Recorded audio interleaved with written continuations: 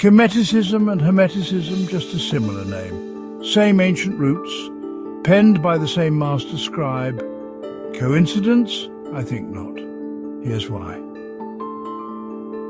Imagine a narrative where a single shift in understanding transforms an ordinary figure, a humble worker, into the radiant manifestation of the sun, revealing hidden secrets of the universe. In one telling, that worker is transmuted into the brilliant Ra, who emerges from the primordial waters to establish cosmic order. This shift in terminology is no trivial matter. It is a powerful act of symbolism that encapsulates the very essence of creation.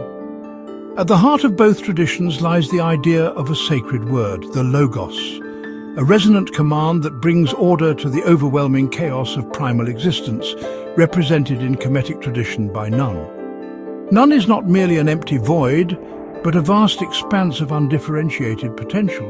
It is the chaotic cosmic soup from which all things arise. In the Hermetic view, as captured in texts like the Corpus Hermeticum, this formless chaos awaits a single divine articulation. That sacred word, the Logos, descends upon the chaotic water nature and with its potent vibrational frequency transforms raw, untamed energy into a structured, living cosmos. The power of that word is transformative. It is as if the universe itself waits in latent potential until illuminated by this divine utterance. With the Logos comes an unfolding of elements. First, a burst of vibrant, dynamic fire that pierces through the darkness, followed by the graceful emergence of air, which carries and refines the energy. And as earth and water merge into one indistinguishable continuum, from that union, a symbolic flame emerges. This flame is more than a natural phenomenon. It is a visible sign of creation, the divine spark that signals the ordering of the cosmos. What makes these narratives especially fascinating is how they reflect a deep underlying unity between two seemingly distinct cultural traditions. In ancient Egypt, the concept of Ma'at embodied this unifying force, a principle of truth, balance and cosmic order that governed not only the universe but also the ethical behavior of individuals. Living in harmony with Ma'at was seen as aligning oneself with the divine order, an internal transformation that mirrored the external process of cosmic creation. In Hermetic thought, while the language might differ, the core idea remains the same, a universal law or a sacred command that brings order out of chaos, echoing the very essence of Ma'at. The evolution of this symbolism is also intriguing as it influenced later religious and philosophical traditions. Over time, the idea of the Logos found resonance in the Christian narrative. Figures like Jesus, Hermes and Thoth become intertwined, all echoing that central transformative truth, the understanding that the ears and eyes are close to the lips and eyes of understanding.